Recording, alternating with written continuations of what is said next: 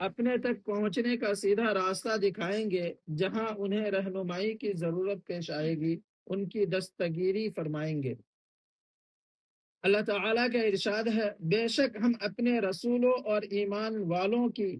دنیا کی زندگی میں بھی مدد کرتے ہیں اور قیامت کے دن بھی مدد کریں گے، جس دن اعمال لکھنے والے فرشتے گواہی دینے کھڑے ہوں گے۔ حضرت ابو ہریرہ رضی اللہ عنہ روایت کرتے ہیں کہ رسول اللہ صلی اللہ علیہ وسلم نے ارشاد فرمایا، ایمان کی 70 سے زیادہ شاخیں ہیں، ان میں سب سے افضل شاخ لا الہ الا اللہ کا کہنا ہے، اور ادنا شاخ تکلیف دینے والی چیزوں کا راستے سے ہٹانا ہے، اور حیا ایمان کی ایک اہم شاخ ہے۔ فائدہ: حیا کی حقیقت یہ ہے کہ وہ انسان کو غلط کام سے بچنے پر آمادہ کرتی ہے اور صاحب حق کے حق میں کوتاہی کرنے سے روکتی ہے۔ حضرت ابو بکر رضی اللہ عنہ روایت کرتے ہیں کہ رسول اللہ صلی اللہ علیہ وسلم نے ارشاد فرمایا، جو شخص اس کلمہ کو قبول کر لے جس کو میں نے اپنے چچا ابو طالب پر ان کے انتقال کے وقت پیش کیا تھا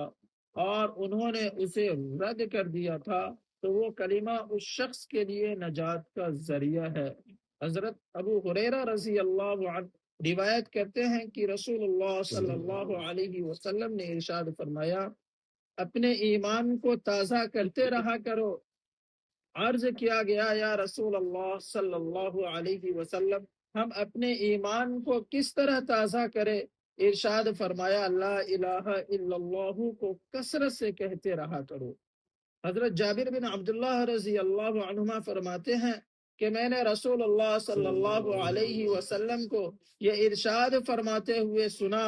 تمام اذکار میں سب سے افضل ذکر لا الہ الا اللہ ہے، اور تمام دعاؤں میں سب سے افضل دعا الحمدللہ ہے۔ حضرت جابر رضی اللہ عنہما فرماتے ہیں کہ میں نے رسول اللہ صلی اللہ علیہ وسلم کو یہ ارشاد فرماتے ہوئے سنا، تمام اذکار میں سب سے افضل ذکر لا الہ الا اللہ ہے، اور تمام دعاؤں میں سب سے افضل دعا الحمدللہ ہے۔ فائدہ: لا الہ الا اللہ سب سے افضل اس لیے ہے کہ سارے دین کا دار و مدار ہی اس پر ہے، اس کے بغیر نہ ایمان صحیح ہوتا ہے اور نہ کوئی مسلمان بنتا ہے۔ الحمدللہ کو افضل دعا اس لیے فرمایا گیا کہ کریم کی تعریف کا مطلب سوال ہی ہوتا ہے، اور دعا اللہ تعالیٰ سے سوال کرنے کا نام ہے۔ حضرت ابو ہریرہ رضی اللہ عنہ فرماتے ہیں کہ رسول اللہ صلی اللہ علیہ وسلم نے ارشاد فرمایا، جب کوئی بندہ دل کے اخلاص کے ساتھ لا الہ الا اللہ کہتا ہے تو اس کلمہ کے لیے یقینی طور پر آسمان سے دروازے کھول دیے جاتے ہیں، یہاں تک کہ یہ کلمہ سیدھا عرش تک پہنچتا ہے، بشرطے یعنی فوراً قبول ہوتا ہے، بشرطے کہ وہ کلمہ کہنے والا کبیرہ گناہوں سے بچتا رہے۔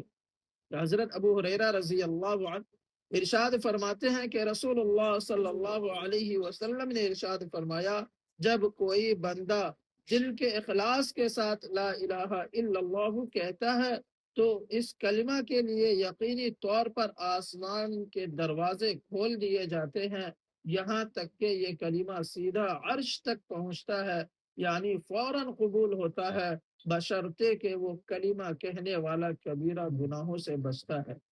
فائدہ: اخلاص کے ساتھ کہنا یہ ہے کہ اس میں ریا اور نفاق نہ ہو۔ کبیرہ گناہوں سے بچنے کی شرط جلد قبول ہونے کے لیے ہے، اور اگر کبیرہ گناہوں کے ساتھ بھی کہا جائے تو نفع اور ثواب سے اس وقت بھی خالی نہیں۔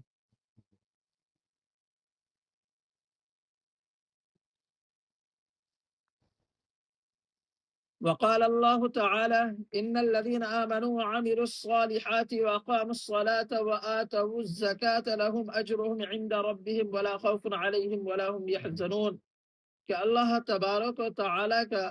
ارشاد ہے، جو لوگ ایمان لائے اور نیک عمل کرتے رہے، خصوصاً نماز کی پابندی کی اور زکوٰۃ ادا کی تو ان کے رب کے پاس ان کا ثواب محفوظ ہے، اور نہ ان کو کسی قسم کا خوف ہوگا اور نہ وہ غمگین ہوں گے۔ اللہ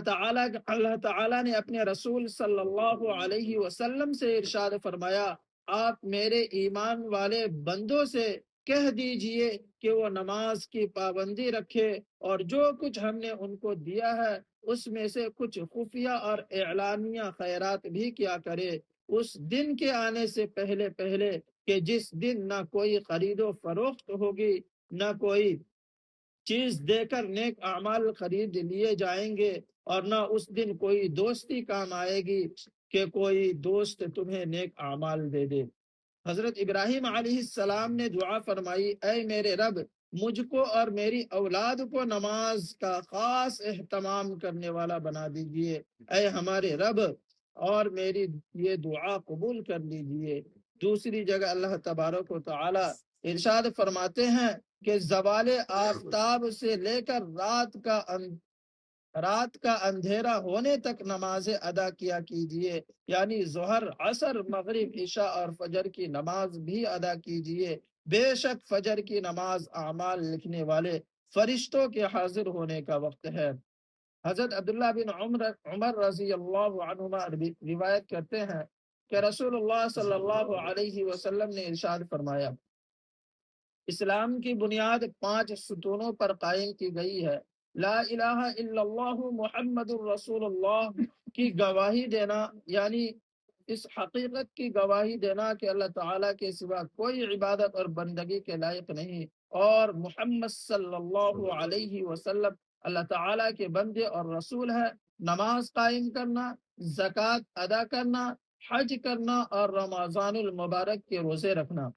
حضرت جبیر بن نفیر رحمہ اللہ تعالی روایت کرتے ہیں کہ رسول اللہ صلی اللہ علیہ وسلم نے ارشاد فرمایا، مجھے یہ حکم نہیں دیا گیا کہ میں مال جمع کروں اور تاجر بنوں، بلکہ مجھے یہ حکم دیا گیا کہ آپ اپنے رب کی تسبیح اور تعریف کرتے رہیں، نماز پڑھنے والوں میں شامل رہیں اور اپنے رب کی عبادت میں مشغول رہیں یہاں تک کہ آپ کو موت آ جائے۔